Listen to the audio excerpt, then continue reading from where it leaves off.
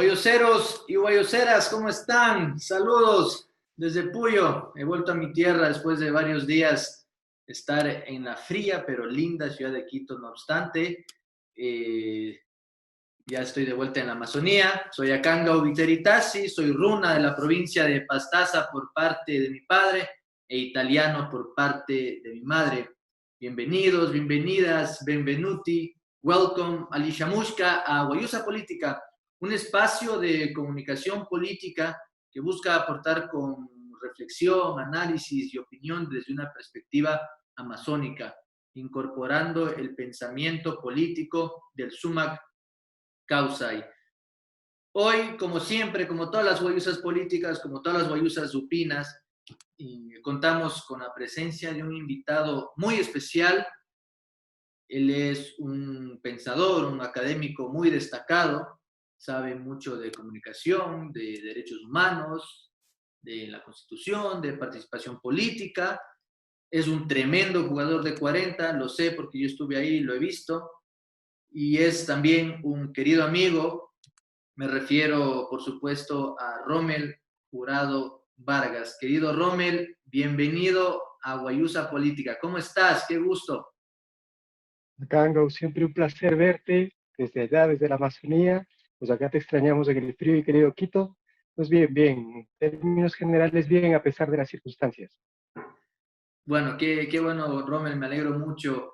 Pero, ¿cómo estás? ¿Cómo has pasado? ¿Cómo han estado? ¿Qué tal el confinamiento en esta etapa ahora de luz verde para supuestamente salir? ¿Cómo les ha ido? Mira, como sabes, Doconda, mi compañera, es una persona que obedece a rajatabla las reglas y me obliga a hacerlo también. Entonces fue muy rigurosa con el tema del confinamiento y estuvimos aquí en el departamento encerrados casi todo el tiempo y recién desde hace poquito tiempo, una semana, tuvimos chance de ir al campo en un lugar muy aislado, muy rural, nos quedamos unos días y eso nos liberó el alma. Nos hacía falta ver el cielo, caminar, tocar la tierra. De verdad, uno se da cuenta que es hijo de la naturaleza precisamente cuando su ausencia se va notando. Bueno, así es. Lo propio pasó conmigo. Por ejemplo, en mi familia de la fría pero linda ciudad de Quito, nos vinimos de acá a mi tierra amazónica justamente a sentir el calor y también otro tipo de contacto, ¿no? Rommel, a muchos invitados, muchas invitadas que hemos tenido aquí en Guayusa Política, al margen, obviamente, de lo triste que resultó ser esta pandemia en términos políticos, sociales, económicos. Mucha gente, digamos, aprovechó, lo que sea, escribir, a leer, ver más películas, ver más series. ¿Y cómo aprovechaste tú el tiempo del confinamiento en casa? Mira, yo tengo cierta compulsión por contar ideas. Además, consumo muchos productos culturales, algunos audiovisuales, y no hablo solamente de cine, sino también de documentales de carácter político y de carácter científico. La neurociencia, la biotecnología y la política son temas que ocupan mi interés. Entonces, hay unos ciertos programas, por suerte tengo acceso a muchas plataformas, desde HBO, no sé si se puede decir en pantalla, hasta el típico Netflix o Amazon Prime o otras plataformas que me permiten tener acceso a una gran cantidad de contenidos culturales, pero también científicos. Y claro, leer para mí es un placer y leo cosas diversas, ¿no?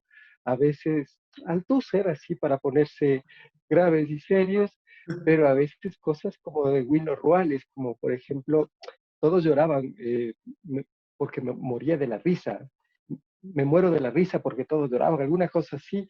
Y es una novela impresionante. Willy Ruales es de una potencia increíble y de un conocimiento de la idiosincrasia nacional que a mí me ha dejado encantado y alucinado. Es duro, tiene unas imágenes muy fuertes, es cruel, pero sin embargo describe bien muchos de los rasgos de nuestra idiosincrasia, nuestra forma de reír, nuestra forma de llorar, nuestra forma de hacer ironía, la burla como un recurso cotidiano y a veces violentísimo contra los demás y sobre todo contra uno mismo. Bueno, Ya sí, me acordé del libro, todos lloraban. todos lloraban, listo. Anótenlo, guayoseros y guayoseras, para para que leamos ese libro. Yo también, de hecho, he intentado dedicarme un poco también a la lectura en este confinamiento. Yo, ojalá no me maten, leí Mario Vargas Llosa, sus obras, digamos, más tempranas, más famosas, como por ejemplo La Casa Verde, una magnífica novela que describe la Amazonía del Perú, que me llevó, por ejemplo, a cuando yo tenía 11 años, que me fui a una comunidad que se llama Yanayacu, que, donde tú ves los bufeos en el río, ves los papagayos, los tucanes ahí, como ver carros en la calle, ¿no? Entonces, me llevó, digamos, a mi infancia cuando caminaba por la selva ahí con mi familia. Pero bueno, creo que son ejercicios que, y que quizás es necesario decirlo, que desde el privilegio también nos permiten estar un poco menos, eh, no alocarnos demasiado con esos cambios de, de rutinas que tuvimos repentinamente con esto de la pandemia, ¿no? ¿Tú qué opinas, Romer? Primero decir que a mí Mario Vargas Llosa como escritor me parece magnífico y en la misma proporción me parece terrible como político. O sea, como político es de lo peor, pero como escritor es magnífico. Yo he leído mucho de Mario Vargas Llosa, me gusta cómo escribe.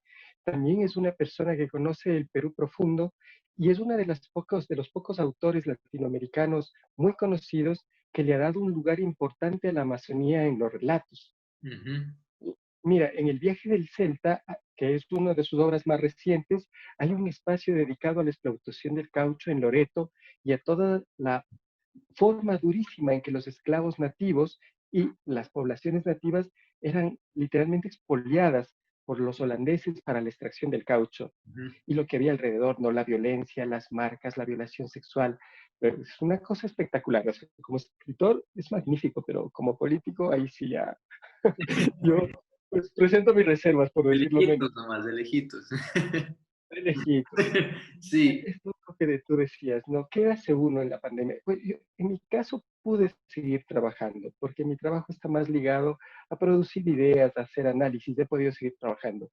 Pero he tenido que constatar como amigos queridos que tenían emprendimientos personales o que eran empleados o que tenían simplemente un trabajo en una empresa privada o eran funcionarios públicos, han sido separados de su trabajo, han sido precarizados, han sido despedidos y liquidados de forma injusta, en fin, maltratados. Yo creo que en ese sentido, la sociedad y sobre todo el gobierno se ha portado supremamente maltratante con los ciudadanos, sean quienes sean, desde educadores hasta funcionarios públicos, desde empresarios o microempresarios o empresarios medianos hasta, qué sé yo, no sé, pues pequeños trabajadores de una empresa, qué sé yo.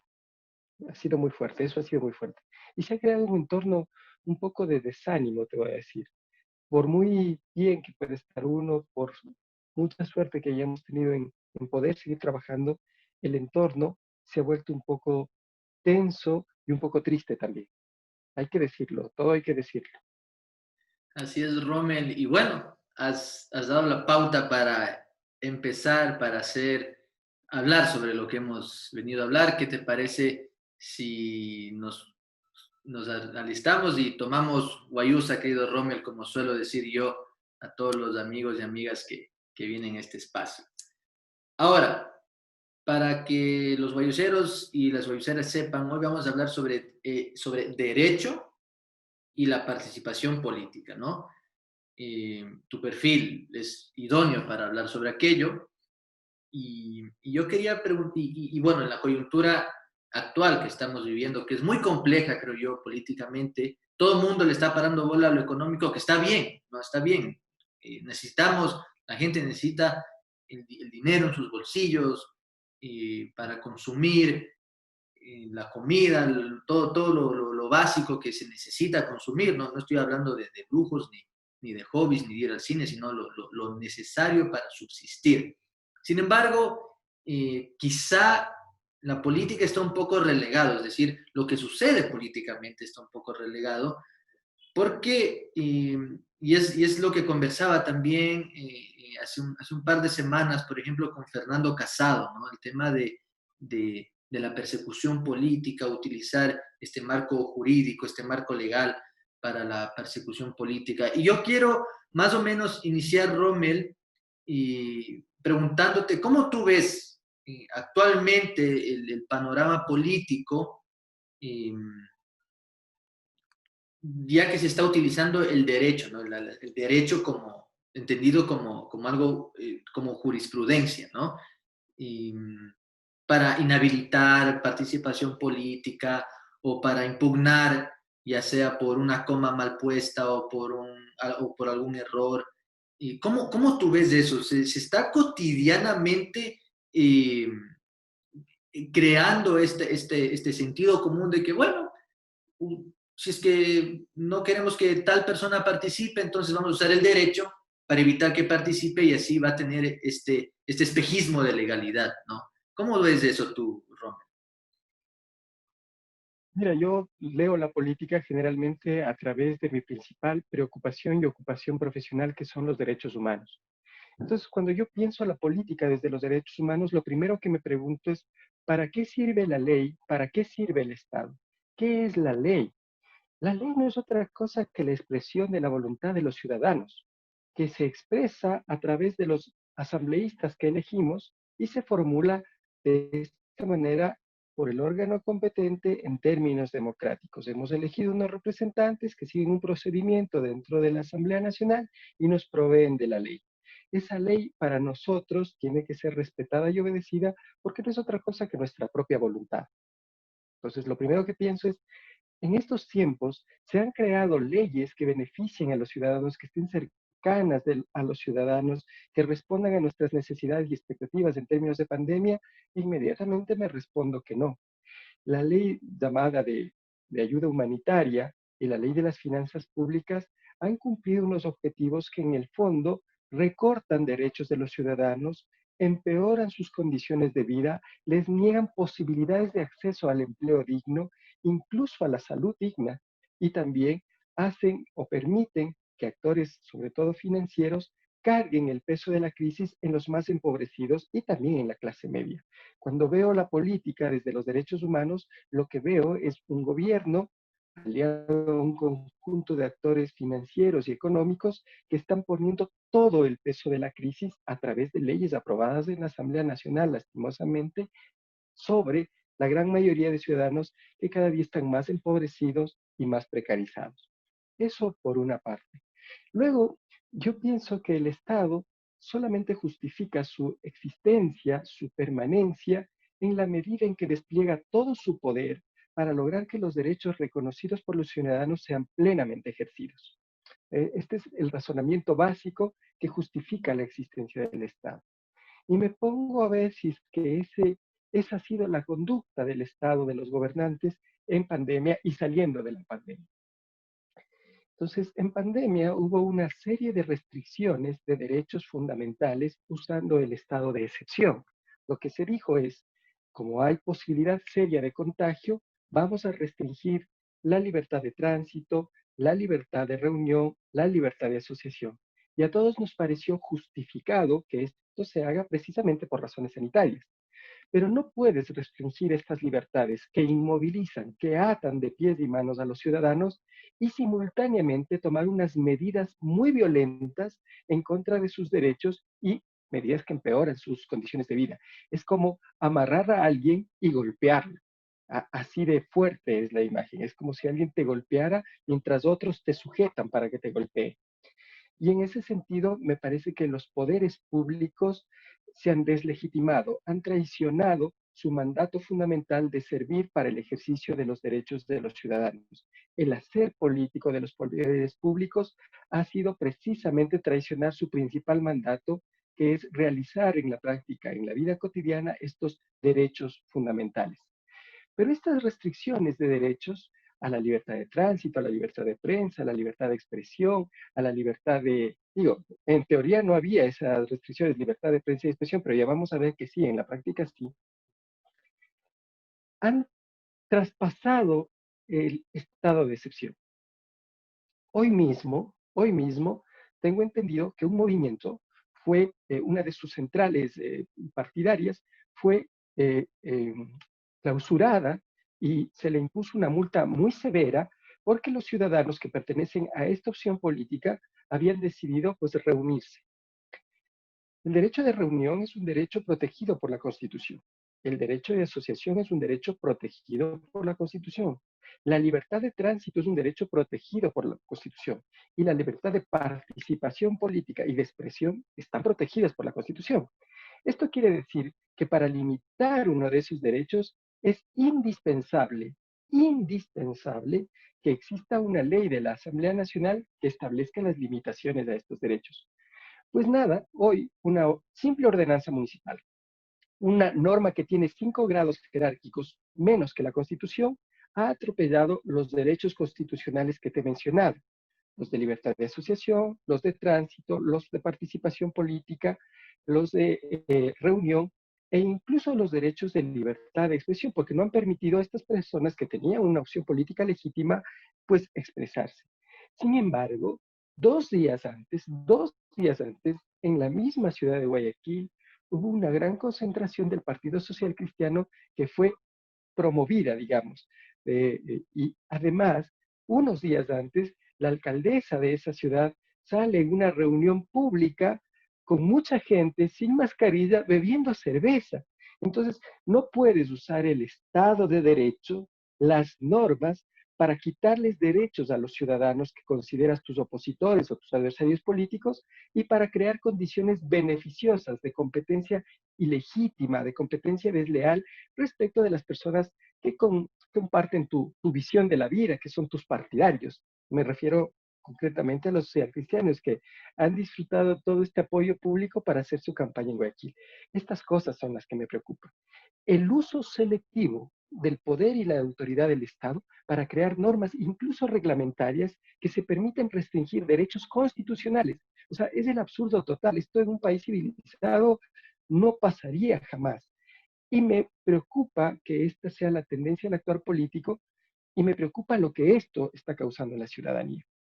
La ciudadanía, en términos generales, uno diría, ay, qué pasivos estamos, solamente somos de redes y no sé qué. Pero la ciudadanía está acumulando unos sentimientos que pueden explotar en un caos social. Sentimientos de indignación, sentimientos de molestia, sentimientos de frustración. Y creo que los actores políticos deben hacer conciencia de los sentimientos y de las actitudes que están provocando en la ciudadanía y de las repercusiones que esto tiene en la democracia, en el Estado de Derecho y que seguramente tendrán también en el siguiente proceso electoral. Ya una cosa supremamente ilegítima de la que hay que hablar, claro, si crees ahora mismo o más adelante, tiene que ver con el lawfare, es decir, con la guerra judicial.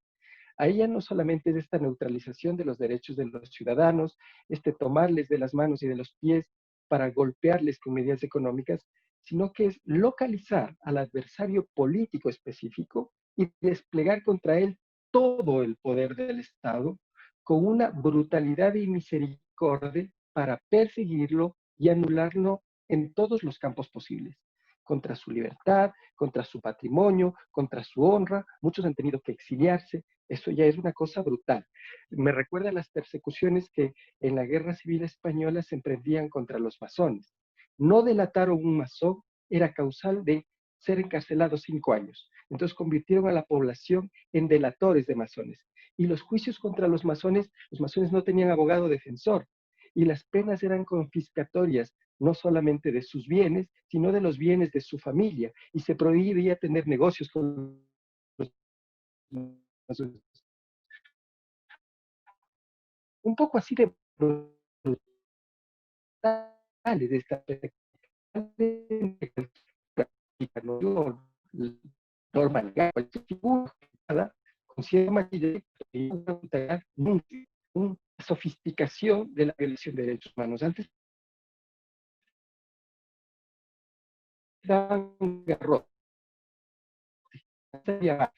ahora te anulan, te vean como un proceso administrativo o muchos te denigran, te llaman prófugo y delincuente. Eso es inaceptable, inaceptable. Perdón si tengo demasiada pasión, pero en mi condición de defensor de derechos humanos estas cosas me pueden, no hay otra justificación. No, bueno, es sumamente importante, Rommel, no te disculpes, porque para eso también está este espacio, ¿no? Para indignarse también y debatir y reflexionar profundamente, porque además eso es una Guayusa Opina. Has mencionado varios temas de trascendental importancia. Ahora, yo quisiera tal vez tomar un paso para atrás para explicar a las guayuseras y a los guayuseros. Y creo que también porque yo más adelante quiero plantearte otra cuestión, ¿no? Que yo la vengo pensando desde hace mucho tiempo para entender bien, porque yo creo que el poder mediático y el poder económico que tiene el poder, que tiene atado de manos al poder mediático, o más claro, que están casados, puede soltar ideas, conceptos de manera muy suelta, ¿no? Y que quizá los ciudadanos, las ciudadanas, no logran comprender del todo porque justamente por eso, porque lo sueltan así nomás creyendo que todo el mundo lo entiende. Pero yo quisiera a ver si tú nos puedes explicar mejor, Rommel, qué es un Estado de Derecho y qué debemos entender por Estado de Derecho o que un Estado es de derecho, ¿no? Yo te planteo esto para después plantearte otra idea mía que quizás es un poco radical, pero quiero dejarlo para después. Mira, no oí mucho de la pregunta porque tuve algún problema de conexión. Sin ¿Ya? embargo, entiendo que la idea básica es explicar cómo funciona el Estado de Derecho. Sí, sí, sí, sí, sí. Bien, en el Estado de Derecho, la regla básica, la regla superior, es que la ley debe ser obedecida, que no hay ninguna voluntad por encima de la ley. Los jueces no están por encima de la ley. Los gobernantes, el presidente, los ministros de Estado, los alcaldes, los prefectos no están por encima de la ley, están sometidos a la ley. Los asambleístas están sometidos a la ley. Todos los ciudadanos estamos sometidos a la ley. Sin embargo, lastimosamente, en nuestro país hay ministros que se permiten decir que la realidad superó la legalidad y entonces se va a actuar desde la realidad a pesar de la ley. Esto es fracturar el Estado de Derecho, esto es romper el Estado de Derecho. ¿Por qué existe el Estado de Derecho? El Estado de Derecho existe porque los ciudadanos requerimos condiciones materiales para poder vivir de forma pacífica y civilizada. Le cedemos al Estado una parte de nuestro poder para que el Estado nos devuelva esas condiciones materiales, sociales y políticas para la convivencia pacífica y civilizada. Por eso la primera regla del Estado de Derecho es respetar la ley. Quien no respeta la ley no respeta la convivencia pacífica, ni civilizada, ni democrática. La segunda cosa que caracteriza al Estado de Derecho es que la razón de ser del Estado es que los derechos humanos se realicen. Los derechos humanos se constitucionalizan. En nuestro caso tenemos varios acápites reconociendo derechos humanos a los que llamamos derechos fundamentales o derechos constitucionales, y el Estado sirve para que esos derechos se realicen cotidianamente. Esa es su misión suprema. Entonces, el Estado de Derecho no existe cuando el gobierno, en lugar de hacer que los derechos se ejerzan, viola tus derechos, ya sean los derechos económicos, los derechos políticos, los derechos sociales, o ya sean los derechos más clásicos, las libertades. Te apalea, te encarcela, te hiere, te quita un ojo. Ese es el Estado de Derecho, un Estado en donde la función del Estado es proteger los derechos. Y finalmente, para decirlo brevemente, en el Estado de Derecho todos los actos del poder público son justiciables, es decir, pueden ser juzgados. Y además, en el Estado de Derecho, el poder se divide en funciones. Nosotros tenemos 5 funciones del Estado que ejercen o deberían ejercer controles recíprocos para que ninguna función del Estado, ni el Ejecutivo, ni el Legislativo, ni la función de participación ciudadana y control social, ejerzan de forma arbitraria el poder. Las funciones del Estado están divididas y se vigilan recíprocamente. Esto es lo que se conoce en inglés como el checks and balances, es decir, como el sistema de pesos y contrapesos que se ejerce para que el poder público no sea abusivo y arbitrario. En líneas generales, esto es guayuseros y guayuseras, el Estado de Derecho. La clase es más larga, si alguna vez tienen oportunidad, pues con gusto. Importante, Rommel, lo que explicas. ¿Y por qué yo traje a colación esto? Bueno, porque lo que tú lo que conversábamos al principio, ¿no? Todas las leyes, la supuesta ley humanitaria en la Asamblea Nacional, eh, las cartas de intención con el FMI, las medidas económicas que se están tomando eh, a partir de los acuerdos con el FMI y con demás organismos internacionales de financiamiento. Eh, ¿No es eso también romper con el Estado de Derecho? Por supuesto que sí. Mira, tú has tocado uno de los temas más sensibles y que creo yo van a ser más polémicos de aquí en el futuro. Al 30 de marzo de este año, el precio de los papeles de deuda en el mercado secundario de deuda ecuatoriana equivalía al 30% de su valor nominal. Al 30% de su valor nominal. Es decir, si un papel valía $100 nominalmente, en realidad se pagaba por ese papel $30 en el mercado secundario. Y los grandes tenedores de deuda ecuatoriana habían asentado contablemente la pérdida. En realidad no es pérdida porque ya por muchos años pagamos muchos intereses y esa gente había recuperado su capital y tenía incluso una utilidad. Por eso podía vender a 30 centavos de dólar cada dólar de deuda. Alguien, alguien compró mucha deuda, al 30% de su valor. Para el mes de abril, el gobierno ecuatoriano anuncia que va a pagar esa deuda y que va a hacer incluso pagos de deuda adelantada. Eso significó que para el 30 de julio ya el precio de la deuda no sea del 30% de su valor, sino del 45% de su valor. Pero los primeros días de septiembre, después de hechos una serie de pagos, se hace un anuncio de propuesta de refinanciamiento de la deuda externa. Y ese anuncio de propuesta de refinanciamiento de la deuda externa contempla que el Estado ecuatoriano va a reconocer el 91% de los papeles, del valor de los papeles de deuda, si es que estos son convertidos en nuevos papeles. El que compró en 30 y acabó recibiendo 91 tuvo una ganancia magnífica en cuestión de meses, del 30 de marzo a los primeros días de septiembre.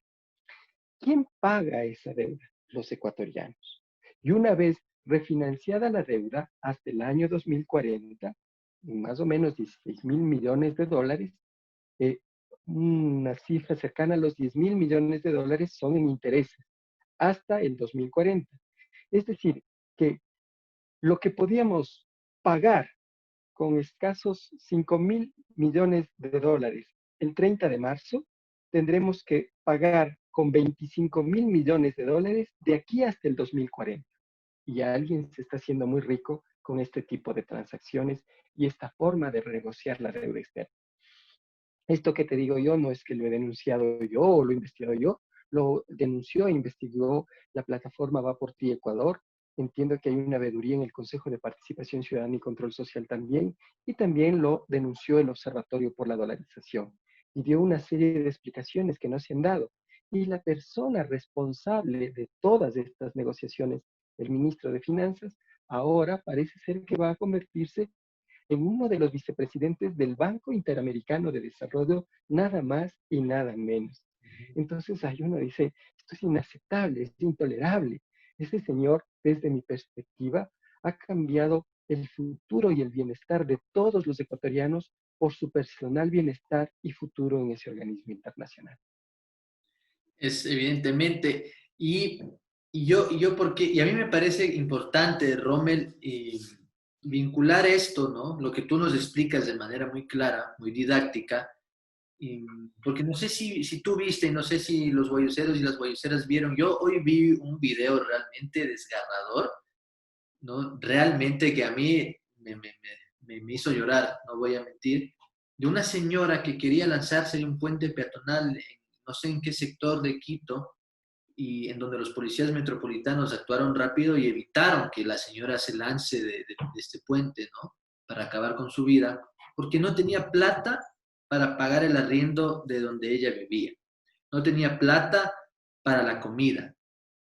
Y eso desde mi perspectiva, y con la explicación muy clara que tú nos has dado. Eso para mí también es una violación del Estado de Derecho a partir de medidas económicas que también atentan contra lo que supuestamente se debe hacer constitucionalmente. No sé si tú quizá ahí nos podrías ilustrar un poco más cómo se relacionan ambas cosas, porque a veces, como digo, pueden pasar desapercibidos ese tipo de temas, ¿no? Mira, si a mí me dicen que tengo derecho a la educación, que tengo derecho a la salud, que tengo derecho a la vivienda, que tengo derecho al trabajo, la pregunta que yo hago es, ¿y cómo voy a lograr ejercer ese derecho? Le pregunto al Estado. El Estado me responde, vamos a hacer una serie de políticas públicas con un conjunto de recursos económicos, materiales, legislativos, tecnológicos, para acercar todos los bienes y servicios que concretan esos derechos económicos, sociales y culturales a usted. Entonces vamos a hacer inversión pública para generar empleo, que complemente la inversión privada, que también genera empleo. Vamos a crear escuelas donde haya pupitres, donde haya tecnología, donde haya computadoras, donde usted pueda estudiar. Vamos a crear programas habitacionales o bonos de vivienda que le permitan adquirir un lugar donde vivir y vivir en condiciones dignas. Así es como los derechos se ejercen, a través de políticas públicas. ¿Quién financia las políticas públicas? El Estado. Entonces, el Estado decide hacer estos negocios de reendeudamiento en tan malas condiciones, lo que está haciendo es quitándonos los recursos públicos que sirven para la realización de nuestros derechos y enviándolos fuera del país para pagar deuda externa adquirida en unas condiciones de verdadera usura y oportunismo. Por eso nuestros derechos peligran en estas renegociaciones de la deuda. No hay plata para ejercer los derechos porque se la han llevado para pagar las deudas. Ahora, yo te pregunto esto, Rommel, también, y me parece sumamente interesante lo que estás explicándonos. Alguna vez vi en una encuesta en la BBC de Londres, eh, no recuerdo, o sea, no recuerdo bien, pero era una encuesta donde decía usted, ¿qué prefiere? ¿Seguridad económica o que sus derechos sean garantizados? Y la mayoría de la gente contestó que prefiere seguridad económica a que sus derechos sean garantizados. Eh, y cómo vincular aquello, ¿no? En materia de derechos humanos, en materia del derecho a la participación política, en materia del derecho a la protesta social, como vimos en octubre, que se cumple ya un año, ¿no? De lo que sucedió en 2019. Y quiero enfatizar esto justamente porque me acuerdo de esa encuesta, ¿no? Entonces, ¿cómo tú podrías explicarnos, Rommel, para decir, a ver, eh, lo que sucede en su bolsillo, en su cuenta, lo que tenga debajo del colchón o como usted desee guardar su dinero o ahorrar, está muy atado al resto de derechos? ¿Cómo tal vez dibujarlo de una manera en que realmente nos preocupemos y, ¿por qué no, nos indignemos de lo que está sucediendo en materia económica en el país, vinculado a los derechos humanos que tú al principio mencionabas que no puedes ver la política, la economía sin los lentes de los derechos humanos? Mira, los derechos no son otra cosa que las condiciones materiales para la vida digna. Si no tienes esas condiciones materiales, si no tienes recursos para darte a ti mismo, por ti mismo, esa vida digna, esas condiciones, un lugar digno donde vivir, una cama donde dormir, una alimentación que te permita desarrollarte, crecer, que no te atrofie, un cuidado sanitario cuando te enfermas, un cuidado preventivo, un cuidado de las madres gestantes, un cuidado de las adolescentes. Si no tienes dinero para darte eso por ti mismo, el Estado y la sociedad, que generan muchísima riqueza, tienen que redistribuir esa riqueza para que todos tengamos un mínimo de condiciones que nos den dignidad en la vida. Los que están bien situados, los que tienen plata guardada, los que tienen plata en los bancos, los que tienen grandes empresas, claro que pueden darse condiciones dignas de vida a sí mismos. El problema son todos los demás. Y el problema es que cuatro de cada cinco ecuatorianos tienen unos, dificultades para darse condiciones de vida dignas por sí mismo, y dos de ellos no pueden darse condiciones de vida dignas a sí mismos. Entonces, es la sociedad en su conjunto la que tiene que suplir estos vacíos. La riqueza de la sociedad no solo es económica, sino sobre todo tiene que ver con las personas, con su diversidad, con sus capacidades. Lograr que la riqueza sirva para el desarrollo y el bienestar de las personas es el objetivo del Estado. El Estado está al servicio de las personas. Pero lo que nos está pasando es que hay un Estado rapaz que toma los recursos públicos y los reconduce a manos privadas, dejando sin recursos la posibilidad de ejercer los derechos. Nos están literalmente quitando los derechos cuando mueven el dinero de los ecuatorianos hacia el exterior de muchas formas. Una es la que te he dicho, el pago de deuda externa en condiciones inaceptables, pero otra es la cuando sacas el dinero a los paraísos fiscales para evitar el pago de impuestos, es decir, para evitar la contribución al Estado de manera que todos gocemos de derecho, le robas derechos a los ciudadanos. Cuando te llevas esos recursos afuera para evitar el pago de impuestos, lo que haces es impedir que mucha gente que no puede darse por sí mismo condiciones de vida dignas, viva precarizada y de forma indigna porque te ha llevado los recursos que les pertenecían. Y eso hay que tomar conciencia. Recursos económicos y realización de derechos son cosas que están ligadas. Rápidamente quiero saludar a la gente que nos escribe por redes sociales. A Leo Más, un saludo, muchas gracias, nos felicita por el tema. A Roberto Naranjo dice saludos a Rommel, excelente tema, muchas gracias, igual saludos. Nos ven desde Puyo. A Mary Ordóñez desde Loja, excelente programa, temas de interés público explicados con mucha claridad y experticia. Muchas gracias, Mary desde Loja. Rommel, para continuar, tenemos, o bueno, tenemos, no sé cómo explicarlo porque sí da un poco de vergüenza, una Asamblea Nacional totalmente desvirtuada. Una Asamblea Nacional que parece el antiguo Congreso de la época de Yamil Mawad y de los personajes que siguen hoy en día tratando de llegar a la presidencia, como el banquero Guillermo Lazo. Y ¿por qué? Pero está tan desvirtuada que yo personalmente tengo un sentimiento de que a la gente no le interesa la Asamblea Nacional, no le interesa lo que sucede y no le interesa quién ahora se está postulando para llegar a la Asamblea Nacional, ¿no? Quizá por los mismos motivos que en el 99, en el 96 o lo que sea, la gente quizá tenía la misma percepción. Yo ahí era muy niño todavía, pero algo me acuerdo. Y totalmente desvirtuada.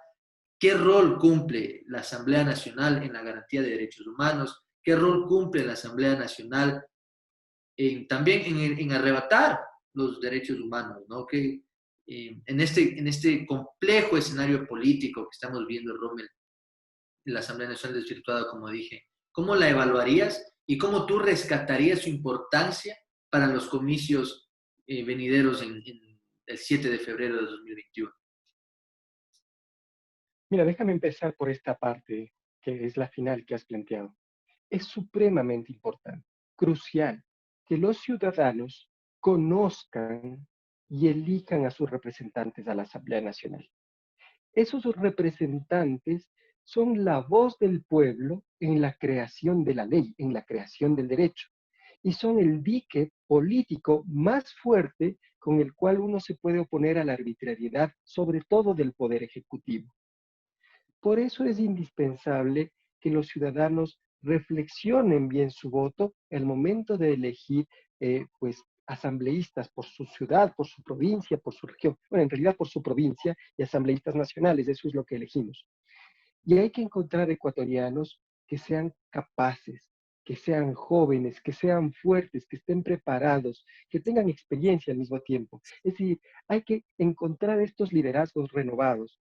Yo creo que el país tiene que optar, ojalá en todas las provincias, por gente joven, capacitada y comprometida con los derechos de los ciudadanos. Eso es absolutamente importante. Y explico por qué. La Asamblea Nacional es el primer poder del Estado. O sea, todos los poderes son importantes. El más rico y el más fuerte es el Ejecutivo. Tiene el dinero y tiene la fuerza de los militares, los policías y algunos dicen que los medios de comunicación. Pero el más legítimo, el que expresa la voluntad de los ciudadanos, el que nos da las normas para mantener el Estado de Derecho, el que puede frenar los abusos y arbitrariedades de los otros poderes, es principalmente el poder legislativo. Por eso es supremamente importante hacer una buena elección de nuestros futuros asambleístas. Sobre ellos pesa una gran responsabilidad, pero también una gran oportunidad de lograr que haya armonía, que haya seguridad jurídica para avanzar en cualquier proceso o proyecto político que el pueblo ecuatoriano decida apoyar. Es supremamente importante. Ese, el Poder Judicial, por supuesto, que permite separar como si fuera un árbitro y poner en su lugar a cada jugador, son fundamentales para la democracia.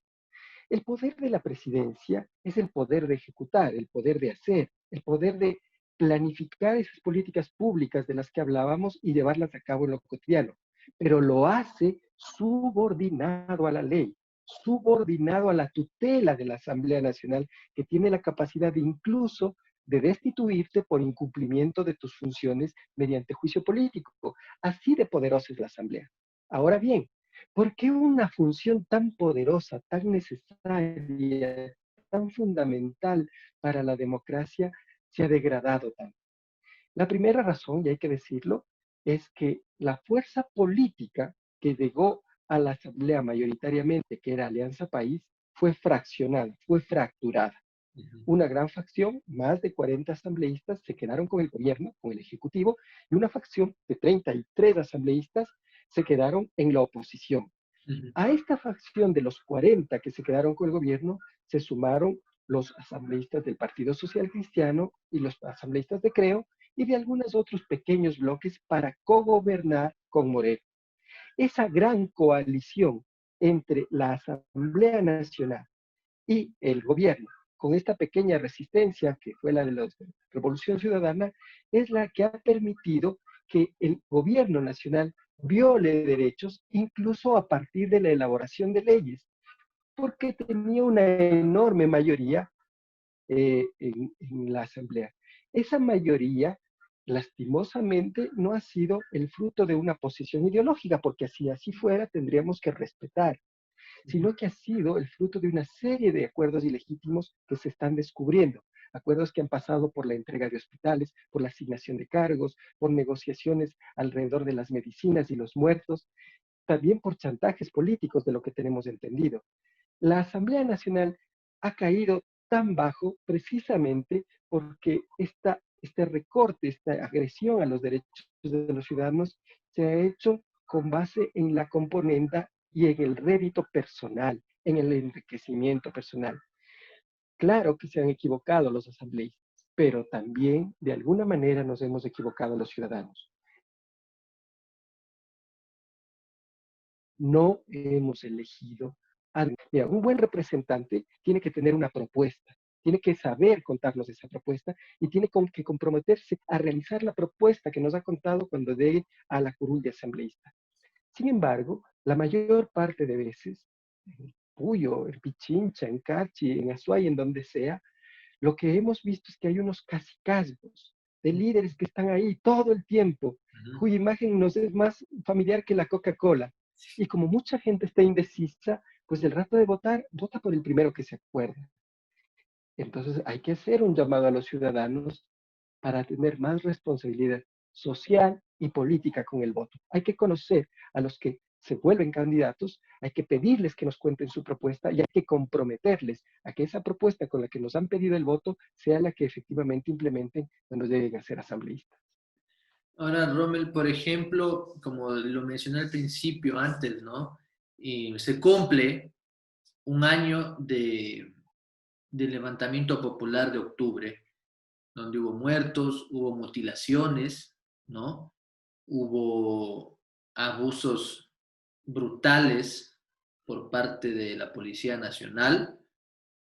Y desde mi perspectiva, o sea, hubo un accionar extrajudicial de la Policía Nacional. Hay videos, como el video de que que lo lanzan a este muchacho de un puente, ¿no? Y la asamblea brilló por su ausencia, por ejemplo, en octubre, ¿no? Sobre pretexto de las manifestaciones, sobre pretexto de que estaba cercado y no se podía llegar. Y, y es un año, se han quedado muchas cosas en la impunidad, creo yo, a no ser que el recambio que viene en octubre de 2021 tenga la decisión política de hacer algo. Pero ¿cómo evaluarías tú, por ejemplo, en un escenario tan complejo como fue el de octubre de 2019, el rol de la Asamblea Nacional cuando veías a un poder ejecutivo al borde del colapso, al borde de ser derrocado nuevamente por la fuerza popular, ¿no? O sea, ¿cómo evaluarías tú ese rol? ¿Por qué? ¿Por qué pregunto esto? Porque tal vez se quedó en el qué, y si es que pasaba, ¿no? ¿Qué hubiese pasado en la Asamblea Nacional? ¿Hubiese pasado lo mismo de que cuando le derrocaron a Lucio Gutiérrez, lo mismo que cuando lo derrocaron a Maguad, lo mismo que cuando, o peor aún, creo yo, cuando lo destituyeron a Bucaram, sin especulación? ¿Qué rol crees tú que debería cumplir o pudo haber cumplido la Asamblea Nacional en un escenario como el de octubre de 2019, enmarcando todo el tema de los derechos humanos y la participación política también, ¿no? Mira, yo he sido profesor de derechos humanos en muchos espacios y en uno de ellos fui profesor de derechos humanos para eh, cuarteles militares en zonas de frontera, porque las zonas de frontera son peligrosas y suceden muchas cosas ahí. Y lo primero que yo les decía a los militares era, usted no puede violar los derechos humanos de otra persona, porque si lo hace y le descubre, usted se quedará solo. Las instituciones, ninguna institución, ni militar ni civil, va a proteger a alguien que ha violado los derechos humanos. Entonces, los militares y los policías tenían un freno, es decir, sabían que había una institucionalidad que impedía la impunidad y que impedía que su fuerza sea usada de forma desmedida en contra de los ciudadanos. Tenían cierto temor. Pero cuando es la propia autoridad la que aupa las violaciones de derechos humanos y el poder del Estado, que es la Asamblea Nacional, llamado a controlar al Ejecutivo y a la Policía y al Ejército, se ausenta de la esfera pública, lo que se produce es un aupamiento, una permisividad que finalmente acaba con estas graves violaciones de derechos que tú has descrito. 1.200 detenidos, 1.100 heridos, 11 personas que han perdido sus vidas, muchos ojos perdidos, no sé, unos dicen 17, otros dicen 19 personas con mutilaciones. Esto es así por la ausencia de la Asamblea Nacional. Nuevamente, uno no puede generalizar. Hubo un grupo de asambleístas que pidieron todos los días, a través de los medios que les fue posible, que la asamblea se reúna y pare esta ola de agresión y tienda puentes de diálogo entre el gobierno y los manifestantes, pero la asamblea se ausentó. Y otra cosa que decir, los medios de comunicación jugaron un papel muy complejo y un papel que históricamente tendrá también un juicio de la historia. Invisibilizaron la violencia o crearon relatos, perdón, tanto visuales como verbales, donde la violencia venía de los manifestantes. Mire, el poder del Estado es el poder del Estado. Un ciudadano no tiene tanquetas, no tiene autoridad, no tiene pistola, no tiene uniforme, no tiene entrenamiento, no tiene chaleco, no tiene escudo y no está organizado para hacer operativos. El ciudadano está molesto, quiere salir a la calle, quiere expresarse. Si encuentra palo, bomba y bala, también se va a indignar, se va a poner agresivo. El papel de las Fuerzas Armadas, de la policía, es localizar cualquier foco de agresión ilegítima, apartarlo de la manifestación, controlarlo y permitir que la expresión pacífica de los manifestantes continúe. Ese es el rol de los policías. Pero si lo que te dicen es, como policía tienes que romper la manifestación a cualquier costo, yo te voy a proteger, no te va a pasar nada, y los demás poderes del Estado están calladitos, silentes, sin decir nada, entonces este hombre, este ser humano policía, este ser humano militar, cree efectivamente que tiene la posibilidad, el derecho y hasta el deber de ir a golpear a cualquier ciudadano que se manifiesta. Y así lo hicieron. Y bueno, saludos, quiero seguir saludando, perdón, Rommel, a la gente que nos ve por las redes sociales, por Facebook, María Alicia Mata, saludos, Rommel, y saludos también a Vicky Guamán, a Marcelo Congacha, que nos están viendo, que se han sumado a esta Guayusa Opina. Rommel, habías mencionado antes el lawfare, ¿no? Eh, había yo también hablado en un programa anterior sobre lawfare, ¿no? Esta judicialización de la política. ¿Cómo la explicarías tú en lawfare? Hubo una explicación antes. Yo quisiera saber, conocer tu explicación en el marco de ahora, 2020, por culminar el año, se está tratando de jurídicamente impedir que un binomio de una tienda política participe en las elecciones, ¿no? eh, Se inhabilitó a otro actor político muy importante a través de un caso, de este famoso, disque famoso caso Sobornos. Y el lawfare parece que ha mutado al tema electoral ahora, ¿no? ¿Cómo tú lo explicarías, Ron? A ver, en términos muy sencillos para que nuestra audiencia pues se familiarice con el concepto. Hazte de cuenta de que estás en guerra. En la guerra hay reglas, nos dicen que sí, pero siempre hay excesos. Siempre el más fuerte violenta al más débil. Esta es una guerra jurídica orquestada desde el poder estatal contra quienes considera sus adversarios políticos. Si tú examinas el Estatuto de Roma, la persecución jurídica, política, comunicacional hecha de manera sistemática contra un grupo humano por razones ideológicas o políticas es considerado un delito de lesa humanidad. Es decir, es el delito más grave que se puede cometer. Pero lastimosamente, esa es la estrategia regional y nacional de tratamiento político de los adversarios. Los que están en el poder han optado por usar las estructuras judiciales, la misma ley, los reglamentos y cualquier decisión de cualquier tribunal o de cualquier contraloría para perseguir y sacar tanto de la contienda política como para criminalizar a los adversarios políticos y volcar contra ellos todo tipo de violencia.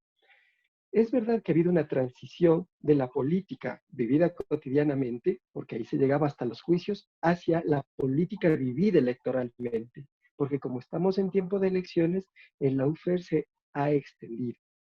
Y entonces vivimos esa época. Y esto es complicado porque, mira, esto que se hace ahora, para erradicarse en el futuro, tendríamos que hacer un ejercicio democrático supremamente importante y supremamente grande, todos los ciudadanos. Estas prácticas que vamos sembrando ahora, estas malas prácticas, lastimosamente suelen florecer en el futuro, diversificadas, fortalecidas, enriquecidas. Y cegar estas plantas de la antidemocracia, de la persecución, cuesta muchos años. Eh, Hace un rato mencionaste el nombre de una persona a la que yo quiero muchísimo, se llama María Alicia Mata. Ella es parte de un voluntariado que yo también formé parte de la Universidad Central, voluntario de Instituto de Derecho Comparado y el voluntario de la Unidad Latina. Nosotros trabajamos muchos años tratando de difundir los derechos humanos, tratando de difundir condiciones de convivencia más pacífica y civilizada, respetando las ideas ajenas. Lo hicimos desde la Universidad Central porque creíamos que ese era nuestro papel, pero nos enfrentábamos a la realidad del reciente gobierno de Febres Cordero en aquel tiempo, del 84-88 y las secuelas que dejó. Uh Y -huh. entonces nos dimos cuenta que reparar, resarcir a la sociedad desde el discurso pacificador, desde el discurso de los derechos humanos, desde la tolerancia, desde la libertad de expresión, nos iba a tomar muchos años, y en efecto nos tomó muchos años. Todo eso que yo creo se logró avanzar desde las décadas del 80, finales de los 80 hasta hace pocos años, ahora se ha perdido. Y mi impresión es que volver a la nomicidad, es decir, a vivir de acuerdo a las reglas, vivir respetando los derechos, vivir en términos de una administración de justicia medianamente potable, lastimosamente nos va a costar muchos años. No es solo lo que se pierde ahora, no es solo lo que se pierde en este momento, es lo que se pierde hacia el futuro, lo que a mí me preocupa muchísimo. Ahora, Rumen, yo siempre enfatizo es el tema de tal vez reflexionar la democracia, ¿no? pensar la democracia, porque, digamos, has hecho un recuento muy atado entre todas tus ideas. Y en cuanto al Estado de Derecho, existe el concepto de Estado de Derecho, existen las leyes, no existen las instituciones públicas que deben garantizar el Estado de Derecho. Sin embargo, como hemos mencionado en los ejemplos, es fácilmente violentado el Estado de Derecho, eh, es fácilmente dejado de lado, es fácilmente ignorado para ya sea perseguir a determinados actores políticos o para implementar política pública en función del gran capital como lo vemos y como también hemos ejemplificado aquí en este diálogo. ¿Qué reflexionarías tú sobre la democracia? Quizá repensar la democracia como un sistema que ata todo el tejido social en una convivencia pacífica, o tal vez cuestionar el marco jurídico, y voy a decir esto, pero tal vez tú me puedes explicar mejor. Cuestionar el marco jurídico universal que se tiene respecto al ordenamiento del Estado, de las instituciones y en la garantía. Cuestionar en el sentido de, básicamente, hay que revolucionar el marco legal que rige nuestras sociedades, hay que revolucionar la democracia, hay que revolucionar ambos. ¿Cómo reflexionarías tú eso, Ron? A ver, varias cosas. La primera es esta, mira, Robert Dahl establecía una escala que medía las democracias y medía de alguna manera también la vigencia del Estado de Derecho. ¿Por qué yo hago referencia a esta escala? Porque no es verdad que la cuestión sea, si tenemos democracia, no tenemos democracia. Si tenemos Estado de Derecho, no lo tenemos. Lo que pasa es que hay estados de derecho muy consolidados que están en el top de la escala. 9 o 10 son profundamente democráticos, la ley se respeta, los poderes están divididos, los derechos humanos son la prioridad. Ese es el estado ideal. Y hay algunos estados, tal vez en Europa, que han alcanzado un gran nivel de evolución en esta escala de la democracia representativa. El Ecuador siempre anduvo por la mitad, navegando entre un 5 y entre un 6. Creo que logramos llegar hasta un 7. Pero mi impresión ahora es que hemos retrocedido a un 4 o un 3 en la escala. Esos 3 puntos o 4 puntos de diferencia que hemos perdido en la escala le cuestan a la vida del país años, recursos a sus ciudadanos y tensiones políticas cotidianas. Ese grave retroceso hay que reconocerlo. Pero por otro lado, la democracia representativa ha demostrado tener muchas falencias. Y hay un nuevo modelo de democracia que ya se ha planteado incluso en nuestro texto constitucional, que es la democracia participativa. En la democracia participativa se vuelve a la idea que el poder supremo es el poder del pueblo y que ese poder puede ser ejercido sin intermediaciones. No digo de manera pues arbitraria o de manera caótica. No, no, no. Se puede ejercer de forma directa con un marco institucional y con un marco legal. Las veedurías ciudadanas, por ejemplo, permiten revisar una veeduría ciudadana, así tal cual te lo digo, una veeduría ciudadana fue la que bloqueó la venta a espaldas de los ecuatorianos del Banco del Pacífico porque denunció al directorio del banco ante la Asamblea Nacional señalando que no se le entregaba la información sobre valoración y posible venta de este activo. La Asamblea reaccionó, se combinó a que fueran a una comisión y ese proceso, por ejemplo, fue parado. Esta participación de los ciudadanos directa y activa puede efectivamente mejorar la calidad de la democracia que actualmente tenemos. Por otro lado, la tecnología ahora está convirtiéndose en un factor enormemente democratizador. Primero, porque ya no necesitas un gran canal de televisión para hacer debates públicos democráticos. Segundo, porque hay grupos de WhatsApp donde la gente de diferentes posiciones políticas, a veces un poco bravas y otras veces no, pero debaten. No, no, no consumen solamente la información que les gusta, tienen que consumir la información del otro, del diferente, que piensa de una manera distinta. Y eso es enriquecedor. Y finalmente, la tecnología permite planificar a la distancia, es decir, participar en la planificación a la distancia. Mira, hay un candidato, perdón que lo diga con nombre concreto, Andrés Arauz, ha propuesto una cosa que a mí me llamó muchísimo la atención. él ha propuesto que su plan de gobierno se forme a través de una metodología llamada Wikiplan, que no es otra cosa que establecer las prioridades ciudadanas con la participación en línea de los ciudadanos y encontrar a esos problemas y prioridades ciudadanas líneas de acción que le convencen a la mayoría de ciudadanos. Esta posibilidad colectiva y acumulativa no existía, pues en la realidad no existe, es muy difícil reunirse con mucha gente, es muy difícil procesar toda esa información, pero ahora con metodologías adecuadas puedes agregar prioridades y agregar mecanismos de solución hasta construir planes participativos hechos de manera virtual con participación ciudadana. La democracia, igual que todo en la vida, evoluciona, pero evoluciona para perfeccionarse. Y en ese sentido, yo creo que el paso siguiente de la democracia representativa, esta donde nombro un representante que se entiende con la Asamblea o el Poder Ejecutivo por el resto de los 4 años sin darme cuentas, esa idea ya debe ser eliminada. Nombro representantes a los que controlo activamente, tengo el poder de instruirme en el debate público, tengo el poder de hacer veeduría y observación al debate público, puedo convocar asambleas ciudadanas, puedo pedir cuentas, puedo ejercer la democracia virtual de la que te están hablando. Y creo que ese debería ser nuestro futuro inmediato. Ojalá lo podamos ver. Puedo crear estos medios digitales en los cuales debato con una pequeña o una gran audiencia, yo imagino que muy grande será la tuya, pero debatos, hay ideas nuevas, no es la gran pantalla colonizando todo el debate público. Ujú. Pero, y ya para finalizar, Rommel, bueno, antes de eso, saludos a María del Carmen Jurado también que nos está viendo.